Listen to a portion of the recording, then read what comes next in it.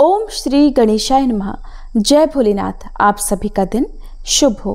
आज ज्येष्ठ मास के शुक्ल पक्ष की त्रयोदशी तिथि है और त्रयोदशी तिथि 8 जून रविवार को सुबह 7:18 से शुरू होगी और त्रयोदशी तिथि की समाप्ति 9 जून सोमवार को सुबह 9:35 पर रहेगी। ऐसे में उदय तिथि के अनुसार और प्रदोष काल के समय के अनुसार इस बार 8 जून रविवार को ही रवि प्रदोष व्रत रखा जाएगा। इस दिन प्रदोष काल का समय रहेगा शाम 6:22 से लेकर 7:52 तक। आज रवि प्रदोष व्रत कथा सुनने से पहले हम सभी वंदन करते हैं मंगलकर्ता विघ्न विनाशक भगवान श्री गणेश जी का, जिनके स्मरण से हर कार्य सिद्ध होता है। फिर हम सभी श्रद्धा से प्रणाम करते हैं भगवान शिव को, जो संहार और कल्याण दोनों के अधिपति हैं, जो त्रिनेत्रधारी हैं, करुणा सागर हैं। साथ ही नमन करते हैं माँ पार्वती जी को, जो शक्ति और ममता का स्वरूप हैं। इन दोनों के दिव्य संग से ही संसार की गति संचालित होती है। आज का दिन विशेष है, रवि प्रदोष व्रत, और ये व्रत तब आता है जब प्रदोष काल रविवार को पड़े और इस दिन भगवान शिव के साथ ही सूर्य देव की भी विशेष उपासना की जाती है। अब हम सूर्य देव का आह्वान करते हैं। हे तेजस्वी भास्कर, आप जीवन दाता हैं, रोगनाशक हैं, आत्मबल और प्रत्यक्ष देवता के रूप में हमारे आराध्य हैं। कृपया हम पर अपनी कृपा दृष्टि बनाए रखें। आज हम इस पावन व्रत के माध्यम से अपनी मनोकामनाओं की पूर्ति के लिए भगवान शिव, माता पार्वती, भगवान श्री गणेश और सूर्य देव से प्रार्थना करते हैं कि हमारा जीवन रोग, दोष, क्लेश और अज्ञान से मुक्त होकर शांति, समृद्धि और भक्ति से भर जाए। अगर व्रत करते समय, पूजा में या कथा श्रवण में हमसे कोई भूल हो मन, वाणी या कर्म से, तो हे त्रिलोकेश्वर, हे महादेव, हे माँ पार्वती, हे सूर्य नारायण, कृपया हमें क्षमा करें। आप तो भाव के भूखे हैं, कृपया हमारी श्रद्धा को स्वीकार करें और हम सभी पर अपना आशीर्वाद बरसाएं। सभी प्रेम से बोलिए भोले शंकर भगवान की जय, माँ पार्वती की जय, सूर्य नारायण की जय। एक समय सभी प्राणियों के हितार्थ परम पावन भागीरथी नदी के तट पर ऋषि समाज द्वारा विशाल गोष्ठी का आयोजन किया गया। इस महासभा में व्यास जी के परम शिष्य पुराण वेत्ता श्री सूत जी महाराज हरि कीर्तन करते हुए पधारे। श्री सूत जी को आते हुए देखकर शौनक आदि 88,000 ऋषि मुनियों ने खड़े होकर उन्हें दंडवत प्रणाम किया। महाज्ञानी सूत जी ने भक्ति भाव से ऋषियों को हृदय से लगाया तथा उन्हें ढेरों आशीर्वाद प्रदान किया। तब विद्वान ऋषिगण और सभी शिष्य आसनों पर विराजमान हो गए। शौनक आदि ऋषि ने पूछा, हे पूज्यवर महामते, कृपया ये बताने का कष्ट कीजिए कि मंगलप्रद कष्ट निवारक रवि प्रदोष व्रत सबसे पहले किसने किया और उसे क्या फल प्राप्त हुआ। तब श्री सूत जी महाराज इस प्रकार कहने लगे, आप सभी शिव के परम भक्त हैं। आपकी भक्ति को देखकर मैं व्रती मनुष्यों की कथा कहता हूँ, ध्यानपूर्वक सुनो। एक गांव में अति दीन ब्राह्मण निवास करता था। उसकी साध्वी पत्नी प्रदोष व्रत रखा करती थी। उनका एक ही पुत्र था। एक समय की बात है, उनका वह पुत्र गंगा स्नान करने के लिए चला गया। दुर्भाग्यवश मार्ग में चोरों ने उसे घेर लिया और वे उसे पकड़कर कहने लगे कि हम तुम्हें मारेंगे नहीं, बस तुम अपने पिता के गुप्त धन के बारे में हमें बतला दो। चोरों की बात सुनकर वह बालक बड़े दीन भाव से कहने लगा, हे बंधुओं, हम तो अत्यंत दुखी दीन हैं, हम बहुत गरीब हैं, हमारे पास भला धन कहाँ से आएगा। बालक की बात सुनकर चोर कहने लगे, तो फिर बता, तेरी इस पोटली में क्या बंधा हुआ है। बालक ने चोरों की बात सुनकर बिना डर के कहा कि इसमें तो मेरी माँ ने मेरे लिए रोटियां दी हैं। ये सुनकर चोरों को उस बालक पर दया आ गई। उन्होंने अपने साथियों से कहा कि साथियों, ये बालक तो बहुत ही दीन दुखी मनुष्य है, इसलिए हम इसको छोड़कर किसी और को लूटेंगे। ऐसा कहकर चोरों ने उस बालक को जाने दिया। अब वह बालक वहां से चलते चलते एक नगर में जा पहुंचा। नगर के पास ही बरगद का एक विशाल वृक्ष था। वह थका हुआ था, इसलिए वह बालक उसी बरगद के वृक्ष की छाया में सो गया। उसी समय उस नगर के सिपाही चोरों को खोजते हुए उस बरगद के वृक्ष के पास ही जा पहुंचे जहां पर वह बालक सोया हुआ था। वह बालक को चोर समझकर बंदी बनाकर राजा के पास ले गए।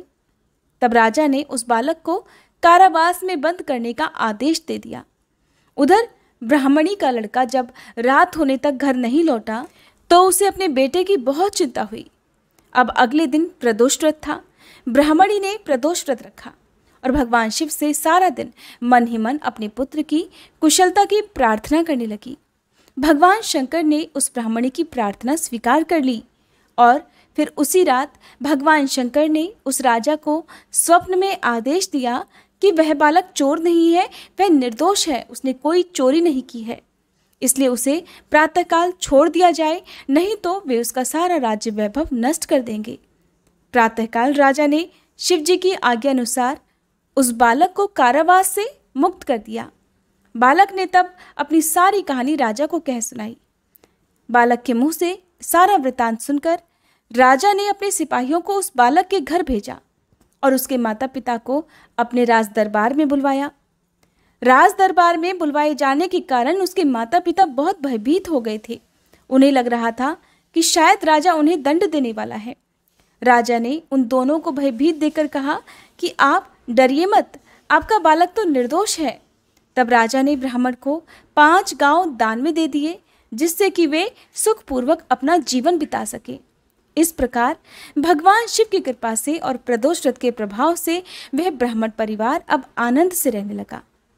इस प्रकार रवि प्रदोष व्रत के दिन जो भी मनुष्य भगवान शिव की पूजा प्रदोष काल में करके इस व्रत कथा को पढ़ता है या दूसरों को सुनाता है, भोलेनाथ उन पर सदा अपना आशीर्वाद बनाए रखते हैं और भोलेनाथ की कृपा से ऐसे भक्त सदा सुखी और निरोगी होकर अपना जीवन बिताते हैं। ये थी रवि प्रदोष व्रत कथा। अब सुनिए सूर्य भगवान की कथा और उसके बाद हम सबसे अंत में शिव चालीसा पाठ और भगवान शिव की आरती सुनेंगे।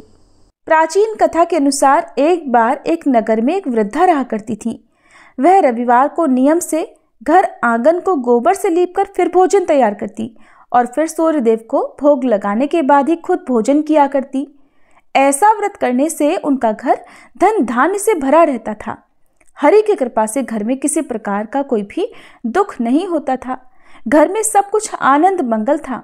इसी तरह कुछ दिन बीत जाने पर वह पड़ोसन जिसकी गाय का गोबर वह वृद्धा लाया करती थी, वह विचार करने लगी कि ये बूढ़ी माई हमेशा मेरी गाय का गोबर ले जाती है। ये सोचकर एक दिन उसने अपनी गाय को घर के अंदर बांध दिया। फिर तो वह हर दिन ही अपनी गाय को घर के भीतर बांधना शुरू करने लगी।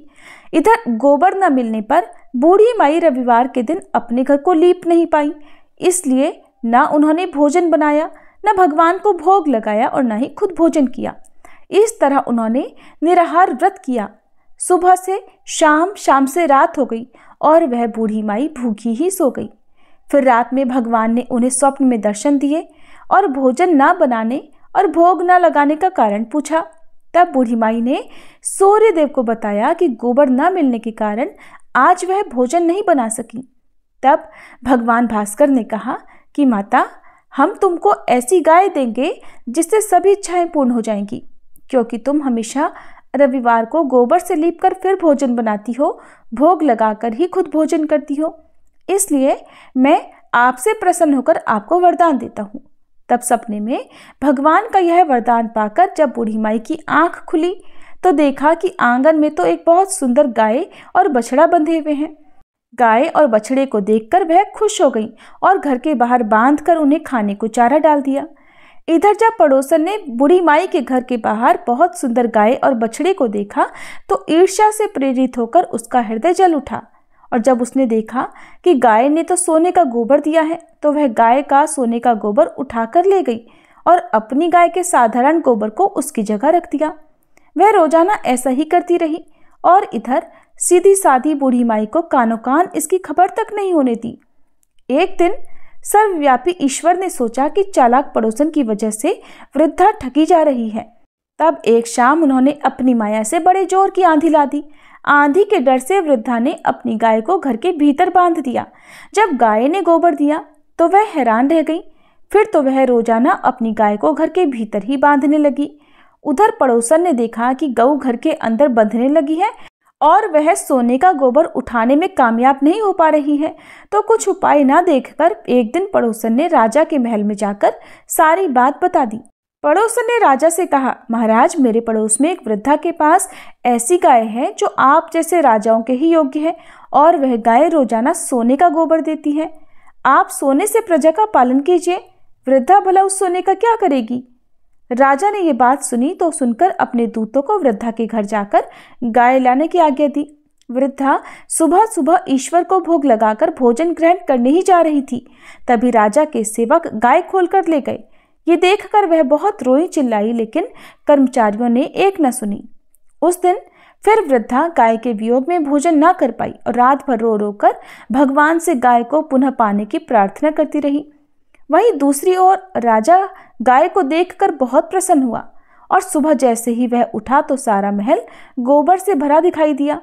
राजा ये देखकर घबरा गया। भगवान ने रात में राजा को स्वप्न में कहा, हे राजा, गाय वृद्ध को लौटा देने में ही तुम्हारी भलाई है। रविवार के व्रत से प्रसन्न होकर मैंने उस वृद्धा को ये गाय दी थी। सुबह होते ही राजा ने वृद्धा को बुलाकर बहुत सारा धन देकर सम्मान सहित गाय और बछड़ा उसे वापस कर दिया। इसके साथ ही पड़ोसन को बुलाकर उचित दंड भी दिया। ऐसा करने से राजा के महल की गंदगी दूर हो गई और उस दिन राजा ने नगर वासियों को आदेश दिया कि अपनी समस्त कामनाओं की पूर्ति के लिए वे सभी रविवार का व्रत रखा करें। और जब प्रजा ने रविवार व्रत का पालन करके कथा का श्रवण किया तो उन सभी के घर में सुख समृद्धि धन के भंडार भर गए।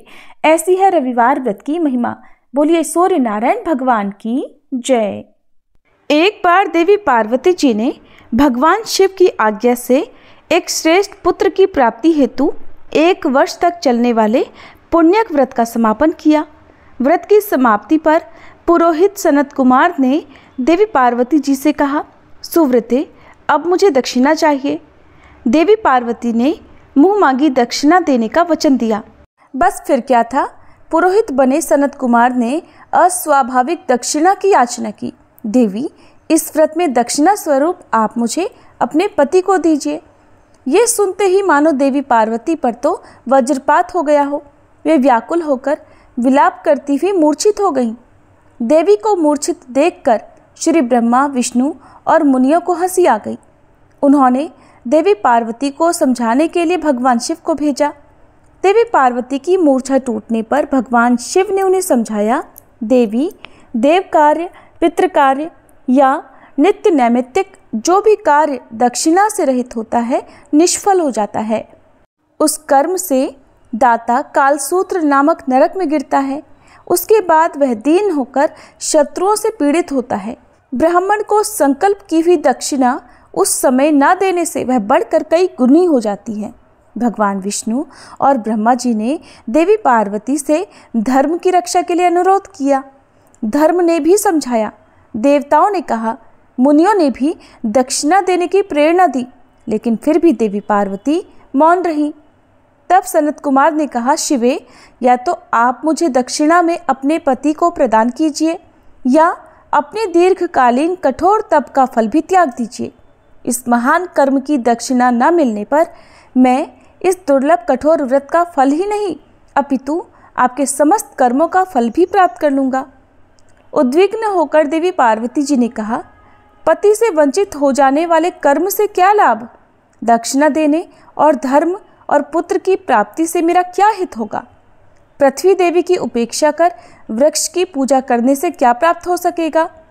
साध्वी स्त्रियों के लिए पति 100 पुत्रों के समान होता है। ऐसी स्थिति में यदि व्रत में अपने पति की ही दक्षिणा दे दी जाए तो भला पुत्र से क्या लाभ?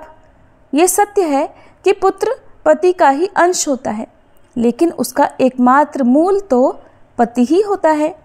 मूल धन के नष्ट हो जाने पर समस्त व्यापार ही विनष्ट हो जाता है। उसी समय आकाश में देवताओं और ऋषियों ने एक रत्न निर्मित रथ देखा जो पार्षदों से घिरा था। उस रथ से श्री नारायण उतरकर देवताओं के सम्मुख उपस्थित हुए। उन श्री नारायण को ब्रह्मा, विष्णु और शिवजी ने रत्न सिंहासन पर बैठाकर प्रणाम किया और हाथ जोड़कर गदगद कंठ से स्तुति की। वहाँ का सारा वृतांत जानकर श्री नारायण ने कहा, शिवप्रिया, पार्वती का यह व्रत लोक शिक्षा के लिए है, अपने लिए नहीं, क्योंकि वे तो स्वयं समस्त व्रतों और तपस्याओं का फल प्रदान करने वाली हैं। इनकी माया से ही चराचर जगत मोहित है। फिर उन्होंने देवी पार्वती जी से कहा, शिवे, इस समय आप महादेव जी को दक्षिणा में देकर अपना व्रत पूर्ण कर लीजिए, फिर समुचित मूल्य देकर अपने जीवन धन को वापस ले लेना। गौओं में समस्त देवी देवता विद्यमान होते हैं, इसलिए तुम ब्राह्मण को गौ मूल्य प्रदान कर अपने पति को लौटा लेना। ऐसा कहकर वे अंतर्ध्यान हो गए। तब देवी पार्वती प्रसन्न मन से अपने प्राण सर्वस्व को दक्षिणा में देने के लिए तैयार हो गई। उन्होंने हवन की पूर्णाहुति की और अपने जीवननाथ शिव जी को दक्षिणा स्वरूप दे दिया। इसके बाद उन्होंने पुरोहित सनत कुमार जी से निवेदन किया, विप्रवर, गऊ का मूल्य मेरे पति के बराबर है। मैं अब आपको अत्यंत सुंदर 1,00,000 गऊएं प्रदान करूंगी। इसके बदले में आप मेरे जीवन सर्वस्व को लौटा दें। प्राणनाथ के मिल जाने पर मैं पुनः ब्राह्मणों को विपुल दक्षिणाएं प्रदान करूंगी। तब सनत कुमार ने पार्वती जी से कहा, देवी, मैं ब्राह्मण हूँ, 1,00,000 गौएं लेकर मैं भला क्या करूँगा? इस दुर्लभ रत्न के सामने 1,00,000 गौओं की क्या तुलना। मैं इन्हें साथ में लेकर त्रिलोक में भ्रमण करूँगा। उस समय समस्त बालक इन्हें देखकर प्रसन्नतापूर्वक ताली बजा बजा कर अट्टहास करेंगे। कहने के साथ ही सनत कुमार ने भगवान शिव को अपने पास ही बिठा लिया। सनत कुमार ने भगवान शिव को वापस नहीं किया, ये देखकर और ये सुनकर देवी पार्वती जलहीन मछली की तरह छटपटाने लगी। उन्होंने मन ही मन सोचा, कैसा दुर्भाग्य है मेरा कि मुझे ना तो अभीष्ट देव का दर्शन ही हुआ, न ही व्रत का फल प्राप्त हो सका। अधीर होकर अब वे अपने प्राण त्यागने के लिए तत्पर हो गई। अचानक उसी समय आकाश में तेज समूह प्रकट हुआ। उस तेज समूह को देखकर देवी पार्वती ने उससे अपने ऊपर दया करने को कहा और उस मह तेज राशि के मध्य विश्वमोहन श्री कृष्ण स्वरूप का दर्शन किया। ऐसे भुवन मोहन अनूप रूप को देखकर भगवती पार्वती उसी के समान पुत्र की कामना करने लगी और उसी क्षण उन्हें वह वर भी प्राप्त हो गया। इसके बाद वह तेज वहीं तिरोहित हो गया। तब देवताओं ने ब्रह्मपुत्र सनत कुमार को समझाया। सनत कुमार ने दिगंबर शिव को उनकी प्राणेश्वरी पार्वती जी को वापस लौटा दिया। अब सुनिए श्री शिव चालीसा पाठ और भगवान शिव की आरती। जय गणेश गिरिजा सुवन, मंगल मूल सुजान, कहत अयोध्या दास तुम, देहु अभय वरदान। जय गिरिजापति दीन दयाला, सदा करत संतन प्रतिपाला। भाल चंद्रमा सोहत नीके, कानन कुंडल नाग फनी के। अंग गौर शिर गंग बहाए, मुंड माल तन क्षार लगाए। वस्त्र खाल बाघंबर सोहे, छवि को देखी नाग मन मोहे। मैना मातु की हवे दुलारी, बाम अंग सोहत छवि न्यारी। कर त्रिशूल सोहत छवि भारी, करत सदा शत्रुन क्षयकारी। नंदी गणेश सोहे तह कैसे, सागर मध्य कमल हैं जैसे। कार्तिक श्याम और गणुराऊ, या छवि को कहीं जात न काऊ। देवन जब ही जाय पुकारा, तब ही दुख प्रभु आप निवारा। किया उपद्रव तारक भारी, देवन सब मिली तुम ही जुहारी। तुरत षडानन आप पठायऊ, लव निमेष मह मारी गिरायऊ। आप जलंधर असुर संहारा, सुयश तुम्हार विदित संसारा। त्रिपुरासुर सन युद्ध मचाई, सब ही कृपा कर लीन बचाई। किया तपहि भगीरथ भारी, पूरब प्रतिज्ञाता सुपुरारी। दानिन मह तुम सम को नाही, सेवक स्तुति करत सदाही। वेद नाम महिमा तब गाई, अकथ अनादि भेद नहीं पाई। प्रकटी उदधि मंथन में ज्वाला, जरत सुरासुर भये विहाला। कि नहीं दया तह करी सहाई, नीलकंठ तब नाम कहाई। पूजन रामचंद्र जब कीन्हा, जीत के लंक विभीषण दीन्हा।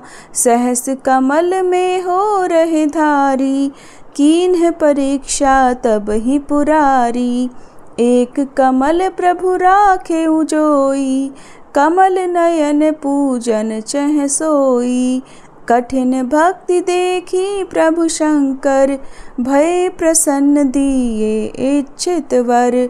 जय जय जय अनंत अविनाशी, करत कृपा सबके घटवासी। दुष्ट सकल नित मोहि सतावे, भ्रमत रहो मोहि चैन न आवे। त्राहि त्राहि मैं नाथ पुकारो, ये ही अवसर मोहि आन उबारो। ले त्रिशूल शत्रुन को मारो, संकट से मोहि आन उबारो। मात पिता भ्राता सब होई, संकट में पूछत नहीं कोई। स्वामी एक है आस तुम्हारी, आये हरहु मम संकट भारी। धन निर्धन को देत सदाही, जो कोई जाचे सो फल पाही। स्तुति के ही विधि करे तुम्हारी, क्षमहु नाथ अब चूक हमारी। शंकर हो संकट के नाशन, मंगल कारण विघ्न विनाशन। योगी यति मुनि ध्यान लगावे, शारद नारद शीश नवावे। नमो नमो जय नमः शिवाय, सुर ब्रह्मादिक पार न पाए। जो यह पाठ करे मन लाई, तापर होत है शंभु सहाई। ऋनिया जो कोई हो अधिकारी, पाठ करे सो पावनहारी। पुत्रहीन कर इच्छा जोई, निश्चय शिव प्रसाद तेहि होई। पंडित त्रयोदशी को लावे, ध्यान पूर्वक होम करावे। त्रयोदशी व्रत करे हमेशा, ताके तन नहीं रहे कलेशा। धूप दीप नैवेद्य चढ़ावे, शंकर सम्मुख पाठ सुनावे। जन्म जन्म के पाप नसावे, अंत धाम शिवपुर में पावे। कहे अयोध्या दास आस तुम्हारी, जानी सकल दुख हरहु हमारी। नित नेम कर प्रातः ही, पाठ करो 40, तुम मेरी मनोकामना पूर्ण करो जगदीश। मगसर छठी है मंत्र ऋतु, संवत 64 जान। स्तुति 40 शिव ही, पूर्ण कीन कल्याण। ओम जय शिव ओमकारा, स्वामी जय शिव ओमकारा। ब्रह्मा विष्णु सदा शिव, ब्रह्मा विष्णु सदा शिव। अर्धांगी धारा, ओम जय शिव ओमकारा। एकानन चतुरानन, पंचानन राजे, स्वामी पंचानन राजे। हंसासन गरुड़ासन, वृषवाहन साजे। ओम जय शिव ओमकारा। 2 भुज 4 चतुर्भुज, 10 भुज अति सोहे। स्वामी 10 भुज अति सोहे। त्रिगुण रूप निरखता, त्रिभुवन जन मोहे। ओम जय शिव ओमकारा। अक्षमाला वनमाला मुंडमाला धारी, स्वामी मुंडमाला धारी। चंदन मृग मद सोहे भाले शशिधारी, ओम जय शिव ओमकारा। श्वेतांबर पीतांबर बाघांबर अंगे, स्वामी बाघांबर अंगे। सनकादिक गरुड़ादिक भूतादिक संगे, ओम जय शिव ओमकारा। कर के मध्य कमंडल चक्र त्रिशूलधारी, स्वामी चक्र त्रिशूलधारी। सुखकारी दुखहारी जग पालनकारी, ओम जय शिव ओमकारा। ब्रह्मा विष्णु सदाशिव जानत अविवेका, स्वामी जानत अविवेका। प्रणवाक्षर में शोभित ये तीनों एका, ओम जय शिव ओमकारा। त्रिगुण स्वामी जी की आरती जो कोई नर गावे, स्वामी जो कोई नर गावे। कहत शिवानंद स्वामी रटत भोलानंद स्वामी, सुख संपत्ति पावे, ओम जय शिव ओमकारा। ओम जय शिव ओमकारा, स्वामी जय शिव ओमकारा। ब्रह्मा विष्णु सदाशिव अर्धांगी धारा, ओम जय शिव ओमकारा।